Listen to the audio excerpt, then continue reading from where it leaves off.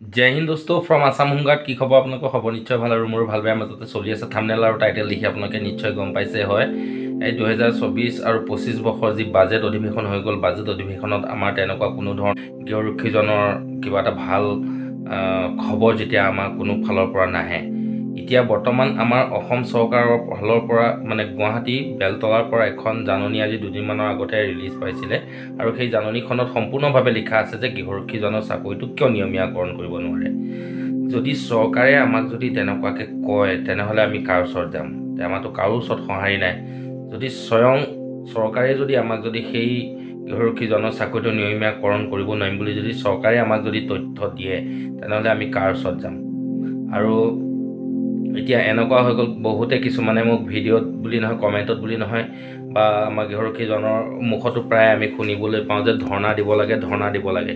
আৰু ধৰ্ণা যদি দিবলগীয়া হয় তেনেহ'লে এতিয়া বৰ্তমান হোমগাৰ্ডৰ হওক বা বেলেগ কিবা বিভাগৰ হওক মানে যদি ধৰ্ণাৰ কাৰণে পাৰ্মিশ্যনটো নাপায় আৰু পাৰ্মিশ্যন তেনেকৈ নোপোৱাকৈ যদি আপোনালোকে ধৰ্ণা দিবলৈ যায় তেনেহ'লে আপোনালোকক জেলতো সোমাব পাৰে তো সেইবোৰ কৰিব নালাগে বাকী যদি কিবা ভাল চিন্তা চৰ্চা আছে বেলেগ কি প্ৰক্ৰিয়াৰে কৰিলে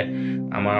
বা আমি সফল হ'ম সেইটো আপোনালোকে অলপমান চিন্তা চৰ্চা কৰিব কমেণ্ট যোগে মোকো জনাব যদি ময়ো পাৰোঁ যিমানখিনি পাৰোঁ আপোনালোকক জনাবলৈ চেষ্টা কৰিম আমি আগবাঢ়ি যাওঁ আৰু বিশেষকৈ আমাৰ চাকৰিটো কিয় নিয়মীয়াকৰণ নহয় জানেনে আমাৰ গৃহৰক্ষী জোৱানবিলাকৰ মাজত একতা বোলা বস্তুটো নাই খালি ক'বলৈহে জানে কিন্তু হাতে কামে আগবাঢ়ি যাবলৈ নোৱাৰে ধৰ্ণা হ'লেও এনেকুৱা কিছুমান কণ্ডিশ্যন হয় ধৰ্ণা হ'লেও কি হয়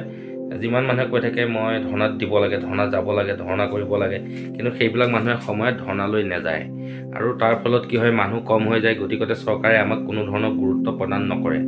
সেইকাৰণে মই কওঁ আপোনালোকৰ আমাৰ হোমগাৰ্ড যিটো মানে আমাৰ বিভাগ আছে অল অসমত যিমানবিলাক হোমগাৰ্ড আছে আমি সকলো একতা হ'ব লাগিব যদি হোমগাৰ্ডসকল একতা নহয় তেতিয়াহ'লে কিন্তু আমাৰ চাকৰিটো কোনো কাৰণতেই নিয়মীয়াকৰণ নহয় কাৰণ চৰকাৰে অলৰেডি কৈয়ে থৈছে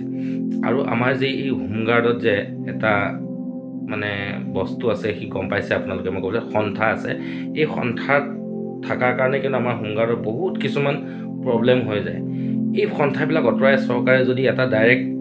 চৰকাৰৰ ফালৰ পৰা বা আমাক পুলিচৰ ডিপাৰ্টমেণ্টৰ ফালৰ পৰা যদি আমাক ডিউটিবিলাক দিলে হয় বা আমাক চোৱা চিতা কৰিলে হয় তেতিয়াহ'লে কিন্তু ইমানবিলাক সমস্যাই দেখা নিদিলে হয় সেইকাৰণে আপোনালোকে যিমান পাৰে চিন্তা চৰ্চা কৰি চৰকাৰৰ লগত আলোচনা কৰি যিমান পাৰে সন্থাবিলাক আঁতৰাই ডাইৰেক্ট পুলিচৰ ফালৰ পৰা কৰি ল'ব লাগে যাতে আমাৰ ডিউটিটো যাতে ছমাহৰ মূৰত বহিব নালাগে যাতে আমি 12 মাহে আমি ডিউটিটো পাওঁ আৰু যাতে আমাৰ এটা PF ESI কাটে এনেকুৱা অলপ চিন্তা চৰ্চা কৰি আমি চৰকাৰৰ লগত ভালকৈ আলোচনা কৰিব লাগে মোতকৈও বয়োজ্যেষ্ঠ লোক আছে জনা শুনা লোক আছে তো মই কেমেৰাৰ আগত কথা ক'ব পাৰোঁ বা কিছুমানে কেমেৰাৰ আগত কথা ক'ব নোৱাৰে কিছুমানে স্পীকাৰৰ আগত কথা ক'ব নোৱাৰে ষ্টেজত প্ৰগ্ৰেম কৰিব নোৱাৰে ঠিক ময়ো তেনেকুৱাই যিমানখিনি পাৰোঁ মই মানে মোৰ ভিডিঅ'ৰ যোগেদি মই যিমানবিলাক ভাই বন্ধু আছে সকলোকে জাগ্ৰত কৰিবৰ কাৰণে মই এই ভিডিঅ'টো বনালোঁ আপোনালোকে ভিডিঅ'টো যিমান পাৰে শ্বেয়াৰ কৰিব প্ৰত্যেকজন গৃহৰক্ষী জোৱানে শ্বেয়াৰ কৰিব কাৰণ এইটো ভিডিঅ' বহুত ইম্পৰ্টেণ্ট কিন্তু এতিয়া আমাৰ বয়স গৈ আছে আমি হোমগাৰ্ডৰ চাকৰিটো এই কি কয় আমাৰ জীৱনটো যে আমাৰ এতিয়া মোৰ 34 ইয়াৰ্ছ মই ইয়াতে খেদি দিলোঁ হোমগাৰ্ডতে খেদি দিলোঁ এতিয়া আপুনি গৈ যে বেলেগত কিবা এটা কাম কৰিব আপোনালোকে সেইটো কিন্তু একদম অসম্ভৱ আপোনালোকে এতিয়া বেলেগত গৈ ক'তো কাম কৰিব নোৱাৰে কাম কৰিব নোৱাৰিব আৰু আপোনালোকে নাপাবও কাৰণ কিয় এইটো ইজ্জতৰ কথা আছে আমাৰ খাকি ড্ৰেছ পিন্ধি আমি বেলেগ কাম কৰিব নোৱাৰোঁ গতিকে আমাৰ বয়সবিলাক পাৰ হৈ গৈ আছে আমাৰ মানে বহুত জীৱনটো আমাৰ বৰবাদ হৈ গৈ আছে চৰকাৰে অকণমান সেইটো চকু মেলি আমাক চাব লাগে ভগৱানে চকু মেলি চাব লাগে ভগৱানেও চোৱা নাই নিশ্চয় চাব আমি কষ্ট কৰি আছোঁ যিহেতু ফল নিশ্চয় এদিন পাম কিন্তু আমাৰ হোমগাৰ্ডৰ একতাটো মেইন গতিকে আপোনালোকে সকলোৱে একতাটো আনক আৰু মোক কমেণ্ট যোগে আপোনালোকে ক'ৰ পৰা চাই আছে মোক কমেণ্ট এটা কৰি জনাব আৰু আপোনালোকৰ কিছুমান মতামত মোক কমেণ্টত দিব আৰু ভিডিঅ'টো যিমান পাৰে শ্বেয়াৰ কৰিব আৰু মোৰ চেনেলটো ছাবস্ক্ৰাইব কৰিব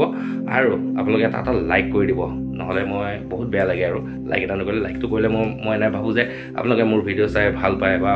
এনেকুৱা এটা অনুভৱ হয় আৰু তো আজিলৈ ইমানেই আছিলে ভিডিঅ'টো আপোনালোকে ভিডিঅ'টো যিমান পাৰে শ্বেয়াৰ কৰি দিয়ক যাতে আমাৰ অসমৰ প্ৰত্যেকজন গৃহৰক্ষীৰ হাতত এই ভিডিঅ'টো গৈ পৰে আৰু অকণ নিজকে যাতে অলপ সচেতন হয় তো আজিলৈ জয় হিন্দ জয় ভাৰত